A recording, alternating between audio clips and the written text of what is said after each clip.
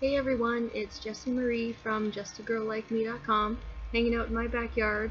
I always feel like Ty Lopez when I say that, hanging out in my backyard.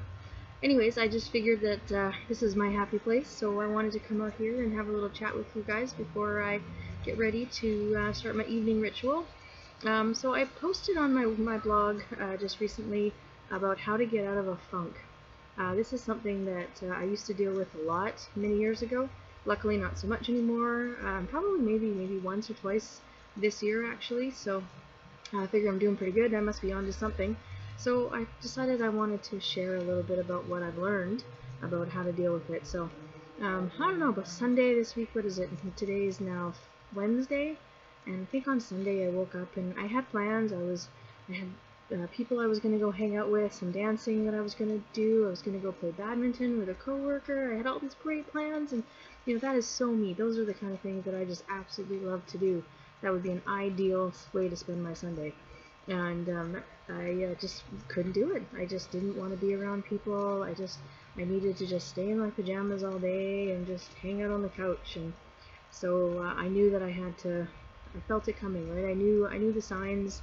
I knew what was going on right away. So I just, I sat with it for a while. I didn't fight it. I didn't force myself to go do something that I just knew wasn't going to be good. I wasn't going to be honoring myself by doing it. I wasn't going to, get the benefit out of it that I should. I'm not going to get the joy.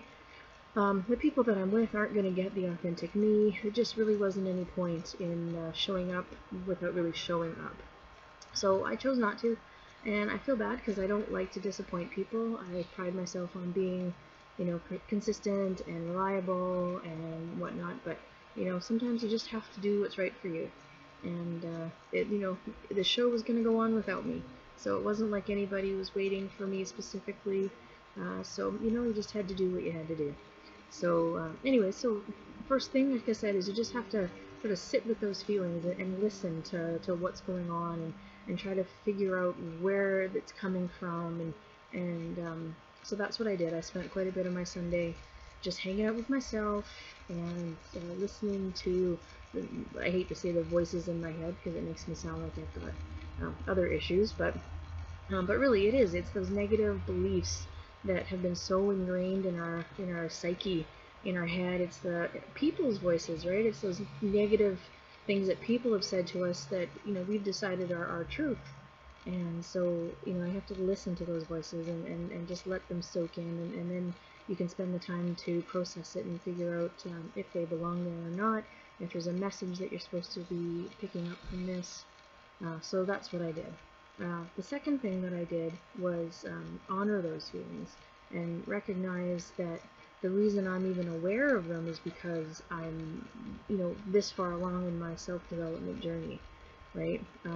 A couple of years ago, I wouldn't have known what was going on. I wouldn't have understood that where these thoughts were coming from and why they were there and how to deal with them. Right, so honor the fact that you recognize them and you're able to sit with them and take the time. That's a big step. If you can get there, that means you're on a good path, right? So the third thing is to self-soothe, right? So for me, I'm introverted, of course, so I prefer, as much as I love people, and I really, really do love people, I'm very social. I'm not shy. I have no problem talking to people, the grocery store or wherever, so that's not my issue. But when I don't feel quite right, I need to spend time alone. So, like I said, I knew that by going to these events that I was able to go to, that I wouldn't be showing up in my true self. And I didn't think that was good for me or anybody else. So I decided that I needed to take the day. So I did the self-soothing. I relaxed and just did my own thing. Like I said, I stayed in my pajamas pretty much all day. And that's something that I don't normally do. I'm usually up and going and on the move all the time. First thing I do is shower every morning and get the day going, right? So anyways, yeah, so that's what I did as my third step for working through my funk. And then the last thing is just to remember that I'm on a path, right? So connecting again with my purpose. So this year, 2016, has been my declaration to be the best year of my life. And I've made a lot of changes this year, and I'm really proud of myself. So I had to remind myself of that. and you know, give myself a little pat on the back and recognize that, you know, I'm not having as many of these moments as I used to have, and that's an accomplishment in its own, right? So, anyways, just a couple little tips for you, and just as a reminder for myself as well that you know, funks can come and go, and it's really just how we choose to deal with them.